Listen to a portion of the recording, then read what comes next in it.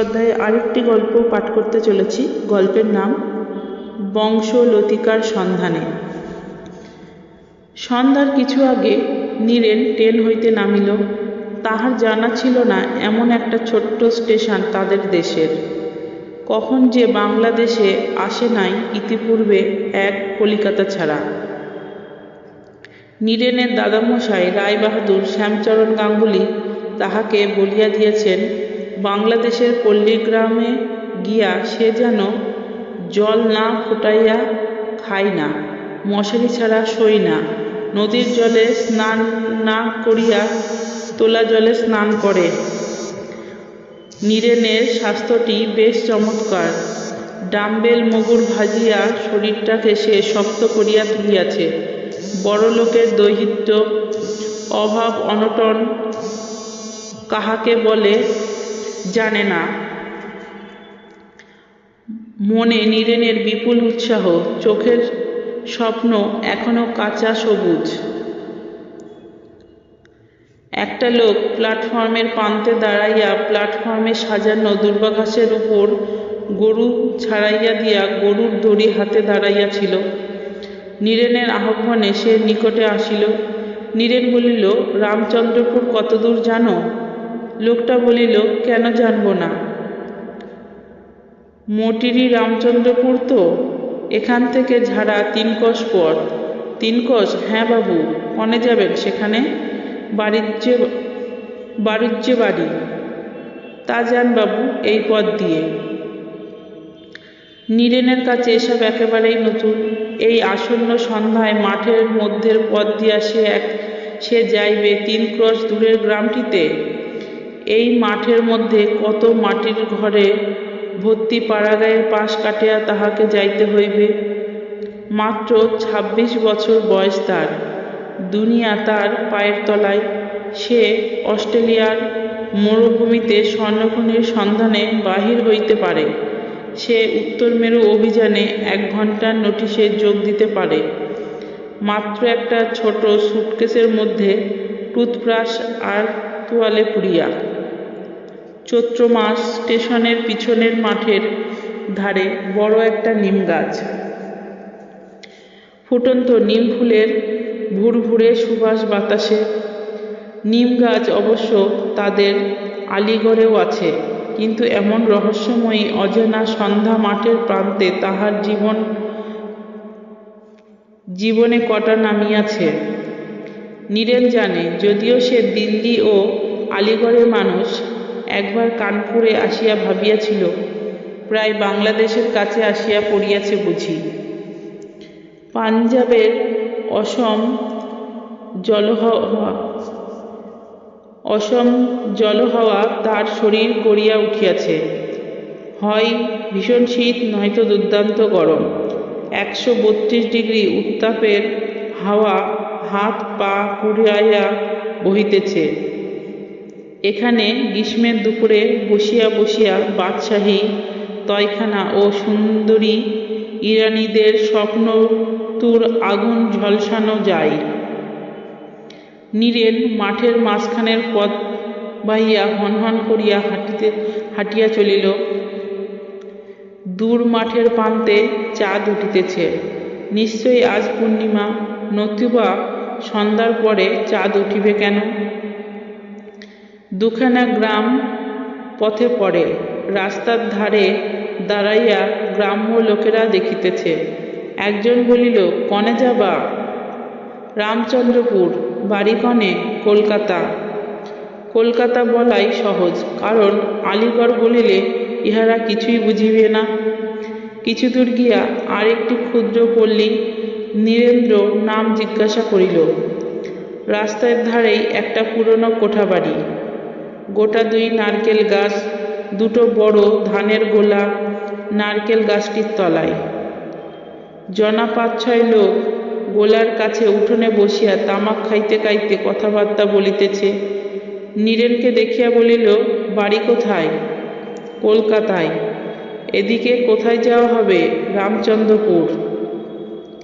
তাহারা পরস্পর মুখ চাওয়াচাওয়ি করিয়া বলিল, এই রাত্রি সেখানে যাতে পারবেন না। নীরেন বলল, কেন? 3 ক্রোশ পথ এখান থেকে। তাছাড়া গরমকাল, মাঠের পথে সাপখোপের ভয়। কার বাড়ি যাবা? রামচন্দ্রপুর। বাড়ুজ্যে বাড়ি। কোন বাড়ুজ্যে বাড়ি? সে গায়ে ব্রাহ্মণ তো নেই, এক বুড়ি থাকে না? আছেন বটে, এক মা ঠাকুরন, ওই বাউরের ধারে গোলবাড়িতে থাকেন। তা তিনি আবার মাঝে মাঝে তার জামাইয়ের বাড়ি যান কি না, দেখুন আছেন কি না। সেখানে পৌঁছাতে নীরেনের বড্ড রাত হইয়া গেল। গ্রামটিতে চারিধারে বাঁশবন, আমবনের নিবিড় ছায়া। প্রথমেই গোয়ালেদের পাড়া, তারপর বড় মাঠ একটা, গোটা 2 বড় পুকুর, শ্যাওলা ও কচুরিপানায় ভর্তি। পথের ধারে একটা খড়ের ঘরে তখনও টিমটিম করিয়া আলো জ্বলিতেছিল। নীরেনের প্রশ্নের উত্তরে একটি লোক উত্তর দিল, সেই গ্রামই রামচন্দ্রপুরের বটে। বাড়িজ্য বাড়ির বুড়ি। হ্যাঁ, আর একটু আগে বাউরের ধারে সারি সারি নারকেল গাছওয়ালা বড় 8 খড়ের ঘর। নীরেন বাড়ি খুঁজিয়া বাহির করিল। বড় একখানা 8 ঘরের পাশে ছোট রান্নাঘর, সেখানে আলো জ্বলিতেছিল। নীরেন উঠানে দাঁড়াইয়া ডাকিল, বাড়িতে কে আছেন?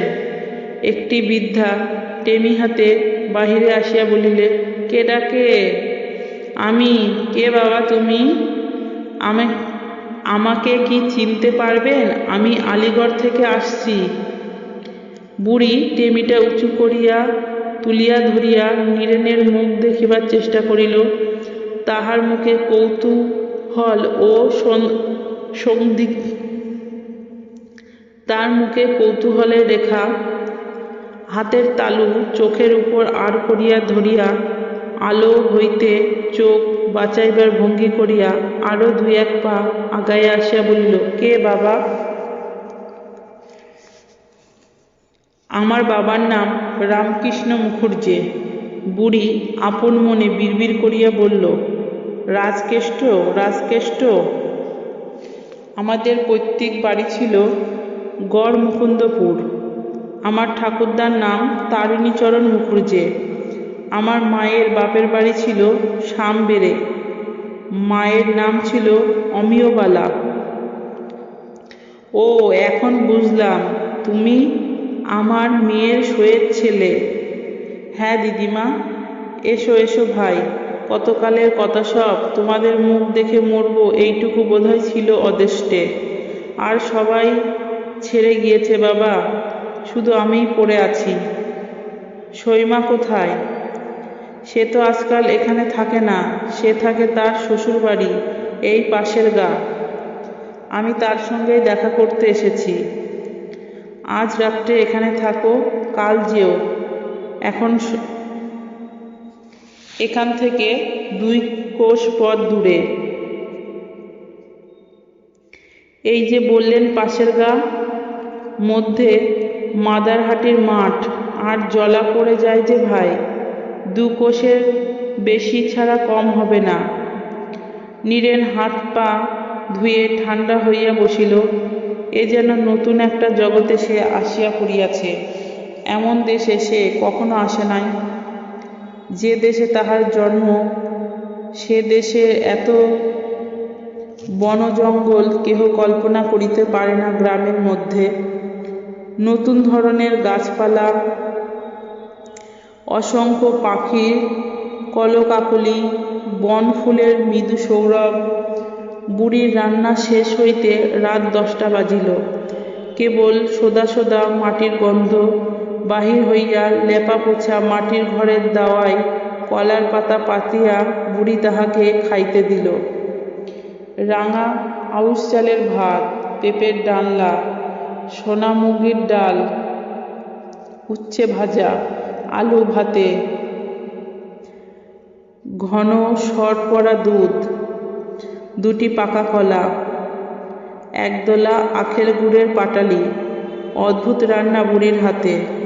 আলিগড়ের পশ্চিমা পাচকদের হাতের রান্না খাইয়া সে আজীবন অভ্যস্ত। এমন চমৎকার রান্নার সঙ্গে পরিচয় ছিল না। উচ্ছ্বসিত প্রশংসার সুরে বলিল, এমন রান্না কখনো খাইনি দিদিমা। শুনতাম বটে বাংলাদেশের পাড়াগাঁয়ের রান্নার কথা, কিন্তু এ যে এমন চমৎকার তা কখনো ভাবিনি। বুড়ি হাসিয়া বলিল, রান্না করতে পারতেন আমার শাশুড়ি, তার কাছেই সব শেখা। ডাক সাইটে রাঁধুনি ছিলেন 8খানা গায়ের মধ্যেই। বুড়ির কথার মধ্যে যশোর জেলার টানটা নীরেনের বড় ভালো লাগিল। শুইয়া শুইয়া উঠানের নারিকেল বৃক্ষ শ্রেণীর পাতার কম্পন দেখিতে দেখিতে নীরেন ভাবিতেছিল, এই তাহার স্বদেশ, তাহার অতি প্রিয় স্বদেশ। এই তাহার মায়ের জন্মভূমি, পিতার জন্মভূমি, পূর্বপুরুষদের জন্মভূমি বাংলাদেশ। কেন এতকাল সে মাতৃভূমিকে ভুলিয়াছিল? ভাগ্যের দোষ। সে কি জানিত এত সৌন্দর্য বাংলাদেশের রাত্রির অন্ধকারে, গন্ধভরা অন্ধকারে পাখির ডাকের মধুর তান সে হিমালয়ে শুনিয়াছে, আলমোড়ায় ল্যান্সডাউনে শুনিয়াছে। তাহার ধনী মাতামহের সঙ্গে কয়েকবার সে সব স্থানে গিয়াছিল। দেবাত্মা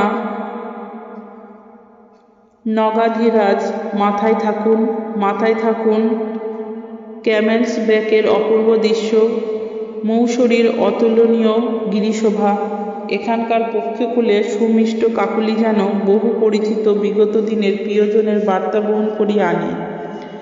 কতদিনের ঘরোয়া কাহিনী এদের সঙ্গে জড়ানো। বুড়ি বলিল, ঘুম হচ্ছে না ভালো, গরমে বুঝি পাখা নেবে একখানা? না দিদিমা, নতুন জায়গা বলে ঘুম আসছে না, গরমে নয়। এবার ঘুমিয়ে পড়ো ভাই। হ্যাঁ দিদিমা। কি ভাই? আমার বাবাকে আপনি দেখেছিলেন?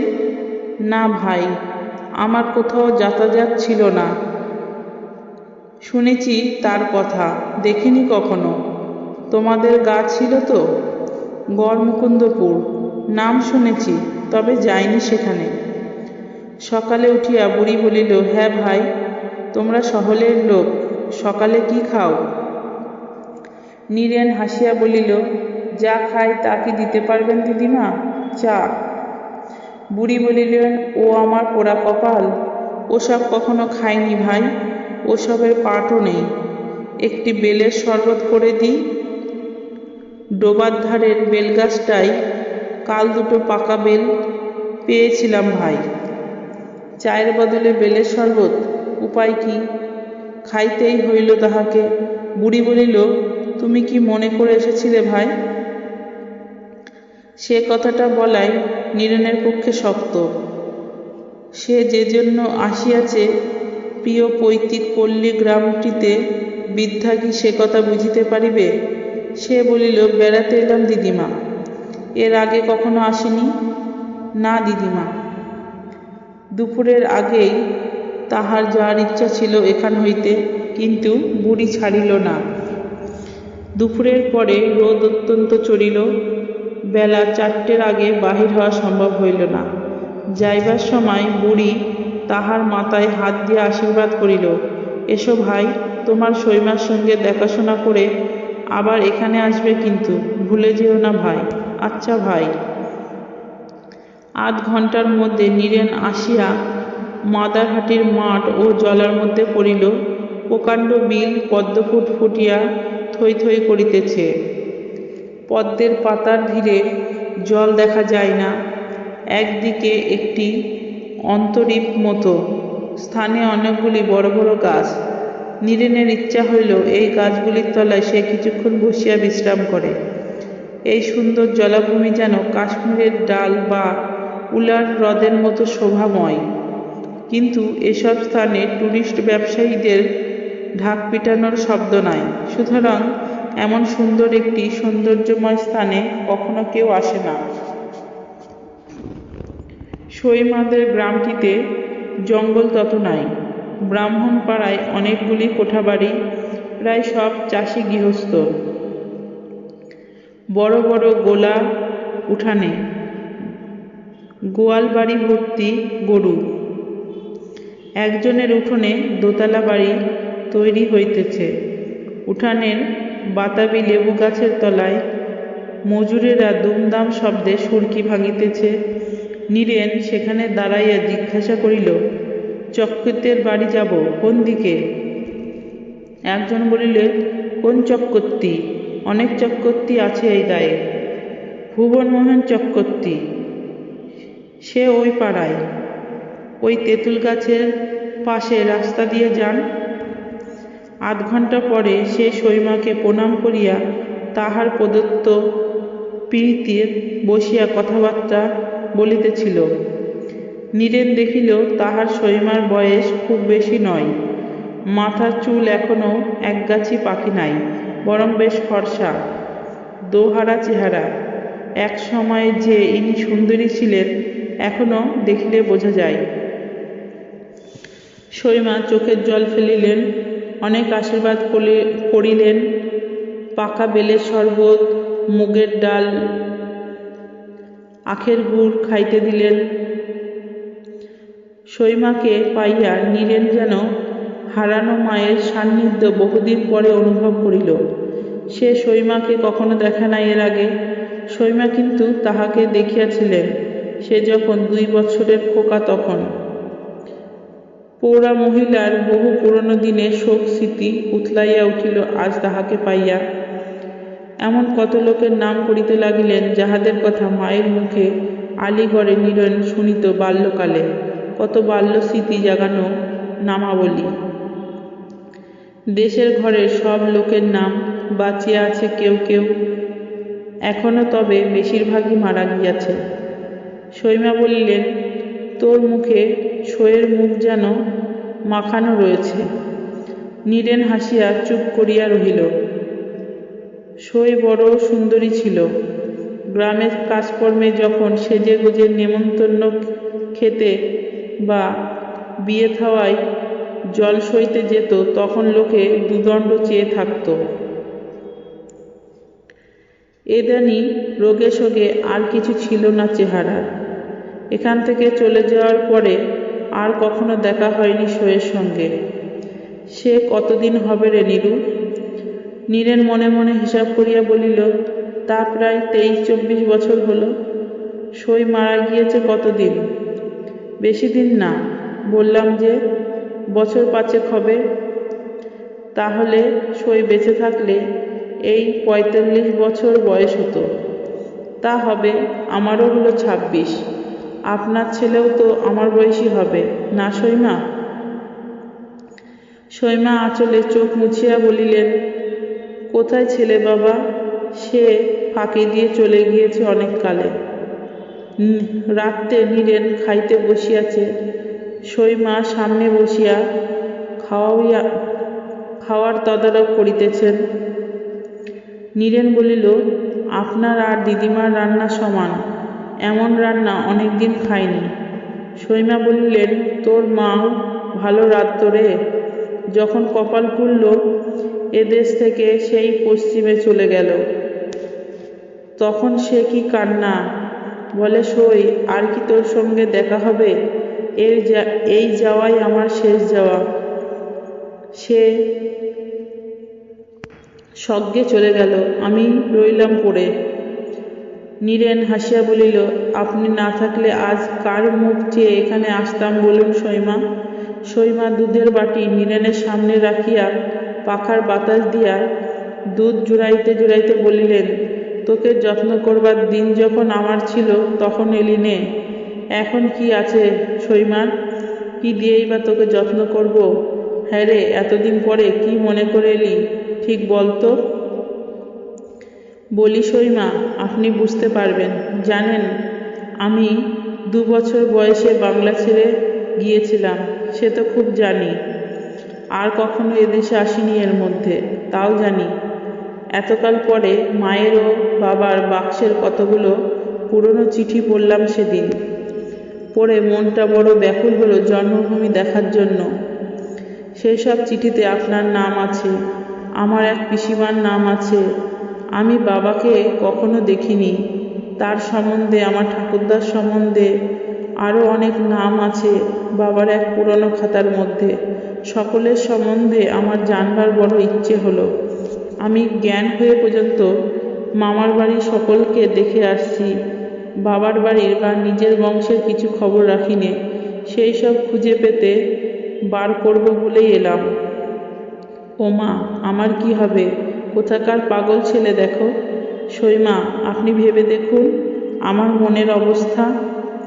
আমার 26 বছর বয়স হয়েছে, কিন্তু এ পর্যন্ত আমাদের বংশের কোনো খবর রাখিনি, বাপের বাড়ির কোনো লোকের কথা জানি নে, অথচ আমার ভয়ানক ইচ্ছে জানবার। আপনি হয়তো ভাববেন এ আবার কি। আমার কিন্তু সইমা ঘুম হয় না এসব ভেবে, সত্যি বলছি। আপনি আমায় বলে দিন কিভাবে আমি তা করতে পারি।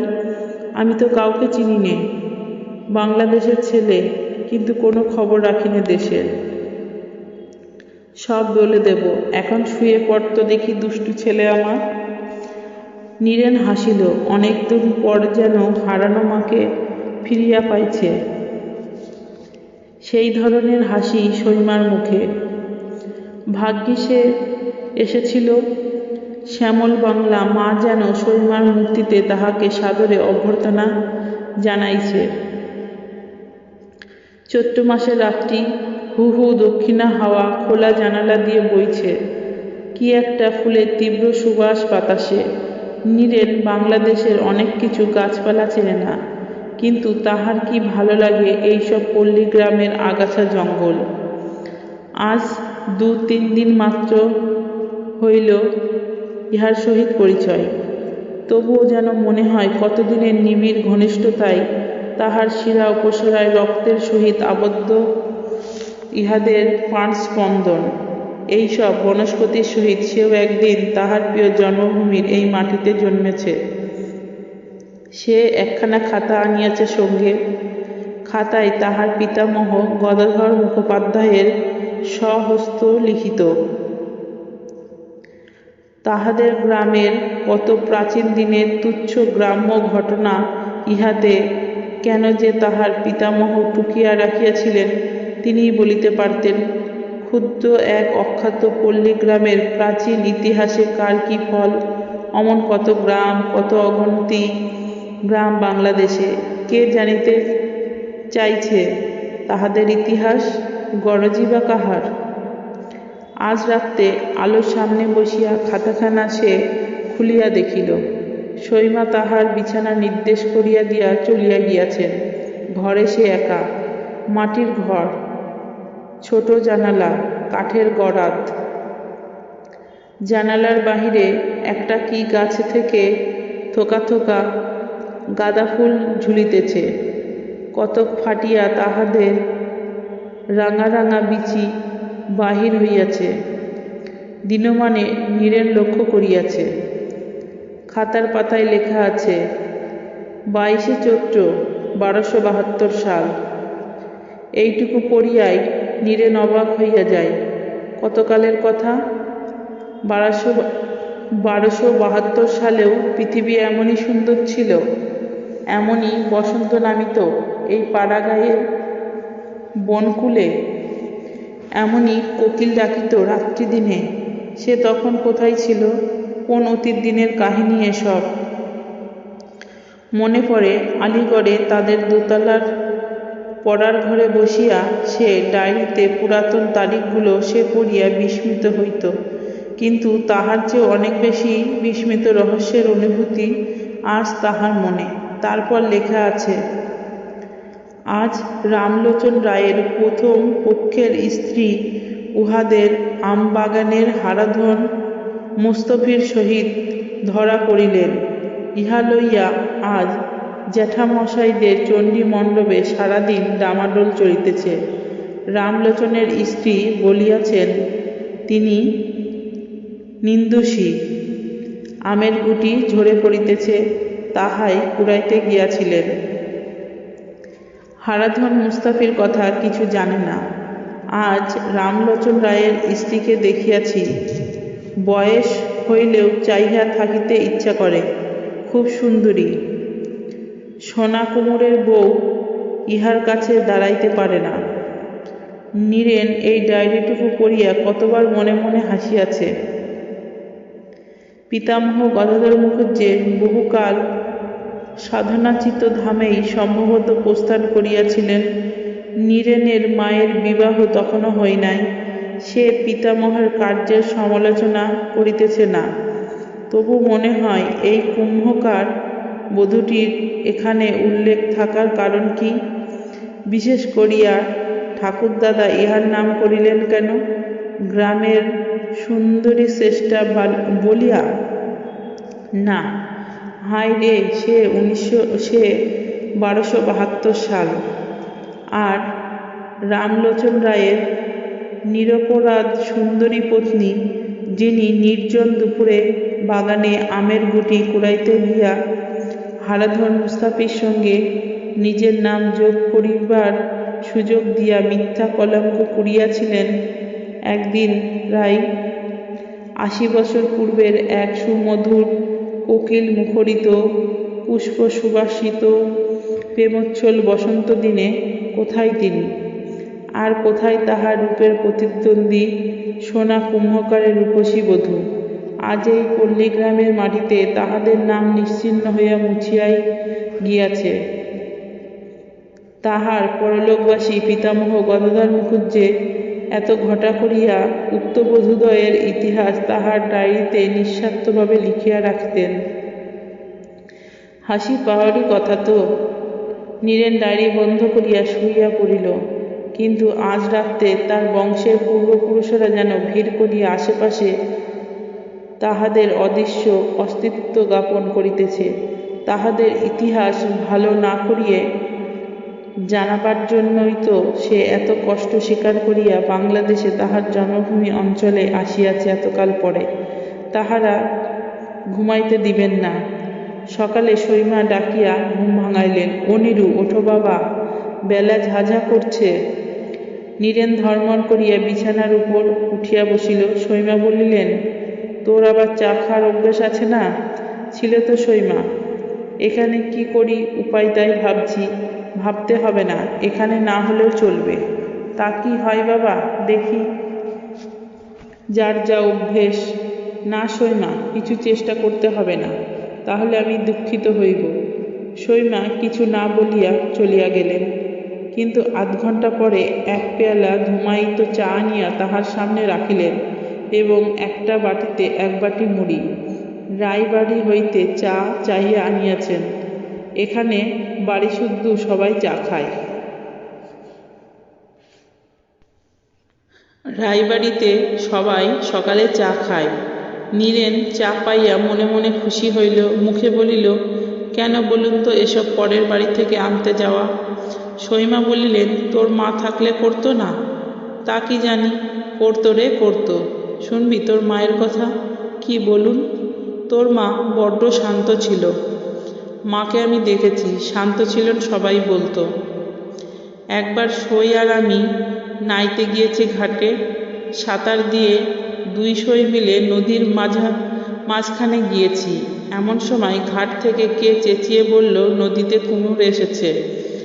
আমরা তো তাড়াতাড়ি ঘাটের দিকে এগোচ্ছি। এমন সময় সইকে আমি ভয়ে জড়িয়ে ধরলাম। সই যত বলে, ছাড়ো ছাড়ো, দুজনেই ডুবে যাব, আমি ততই ভয়ে সইকে জড়াই। নীরেন রুদ্ধ নিঃশ্বাসে বলিল, তারপর? তারপর আর কি, দুজনেই বেঁচে উঠলাম। একখানা নৌকো আমাদের এই অবস্থায় দেখতে পেয়ে ছুটে এলো।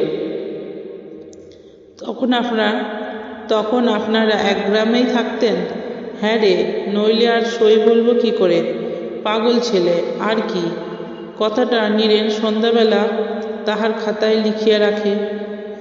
গ্রাম্য জীবনের কোনো কথা সে বাদ দিতে চায় না। মরু পর্বত ভেদ করিয়া সুদূর পাঞ্জাব হইতে ছুটিয়া আসা। তবে কিসের জন্য? সৈমা শ্বশুরবাড়ি এটা। কিন্তু একটি দেওর ছাড়া এখানকার বাড়িতে কেহ থাকে না। 2টি দেওর বাইরে চাকরি করে, সেখানেই পরিবার লইয়া থাকে। সে দেওরপো এখানে আছে, ওটি পিতৃমাতৃহীন অনাথ। জ্যাঠাইমার কাছে মানুষ হইতেছে। জ্যাঠাইমা ভালোবাসেন খুব। দেওরপোর নাম কানু। কানু নীরেনকে খুব ভালো চোখে দেখে নাই। এই দুর্মূল্যের বাজারে ইনি আবার কোথা হইতে উড়িয়া আসিয়া জুড়িয়া বসিলেন? কেন রে বাবা? যে 3 বিশ ধান হইয়াছিল ইনি এখানে আসিলেন, তাহাতে কদিন যাই। জ্যাঠাইমাও দেখিতেছে নীরু বলিতে অজ্ঞান। কানু আসিয়া বলিল, যাত্রা দেখতে যাবেন? কি যাত্রা? এই দিঘি গোনাই যাত্রা। সে আবার কি? দেখবেন এখন দিন দেখি একটা টাকা চাঁদা। নীরু একটা টাকা বাহির করিয়া কানুর হাতে দিল। গোনাই যাত্রার আসরে বসিয়া নীরেন যাত্রা তত দেখে নাই, যত সে একটি সুন্দর রাত্রিটি এ যাত্রার আসরের পরিবেশের কথা চিন্তা করিয়াছে। এখানে যাত্রার আসর, সেটা ছোট একটা মাঠ, তার চারিপাশে বন জঙ্গল, একদিকে বনের প্রান্তে একটা কামারের দোকান, সেখানে এখনো হাঁপড়ে আগুন জ্বলিতেছে।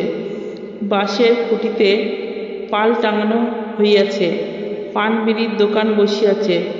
চাষা লোকে যাত্রা দেখিতে আসিয়া পানের দোকানের সামনে ভিড় করিতেছে।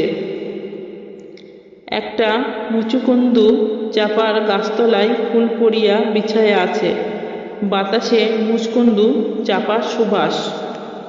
একটি গ্রাম্য মেয়ে ছিল গোনাই বিবি, তারই সুখ দুঃখের কাহিনী। নীরেনের পক্ষে এমন বিশেষ কিছু নয়, কিন্তু যারা শ্রোতার দল তাদের সারা রাত্রি জাগিয়া দেখিবার বস্তু। ভাতার বিরহে কাতর তরুণী গোনাই বিবির সে করুণ গান। ও বছির রে, বইটা হাতে নিলি রে। অনেকের চোখে জল আসিয়া দিল। নীরেন ভাবতেছিল বহুদূরের বরফ গলিয়াছে, দলে দলে পিঠে বোঝাই দিয়া যাত্রীরা চলিয়াছে মানস সরোবরে ও কৈলাসের পথে। গুরলা মান্ধাতার তুষার সিংহ সূর্যকিরণে সোনার রং ধরিয়াছে। তাহার দাদামশায়ের বন্ধু করালীচরণ মজুমদার সস্ত্রীক এই মাসের শেষে মানস সরোবরে রওনা হইবেন। সঙ্গে যাইবেন নীরেনের দিদিমা ও বড় মাসিমা, বাড়ির গোমস্তা নাদু চক্রবর্তী। আলিগড় হইতে আলমোড়া, আলমোড়া হইতে ধারচুলা, ধারচুলা হইতে লিপুলেক পাস, লিপুলেক হইতে মানস সরোবর। সে নিশ্চিত যাইত ওখানে থাকিলে, কিন্তু সেজন্য তার দুঃখ নাই। বাংলাদেশে সে আসিয়াছে মাতৃভূমির সঙ্গে নিবিড় পরিচয়ের সন্ধানে। গাছপালায় পাখিদের কাকলির মধ্যে দিয়া সে পরিচয় দিনে দিনে ঘনিষ্ঠ হইয়া উঠিতেছে। ওই মুচকুন্দু চাপার ফুল যেন কতকাল পূর্বের কোন স্মৃতি, অতীত শৈশব দিনে তাহার অজ্ঞাতসারে একদা সৌরভ বিতরণ করিয়াছে। মায়ের মুখের সঙ্গে যে দিনটির ছন্দ একই তারে গাঁথা হইয়া আছে, তার মনের বিনায়। পরদিন ব্রাহ্ম নদীর ধারে একটা বড় নিম গাছের তলায় সে দাঁড়াইল।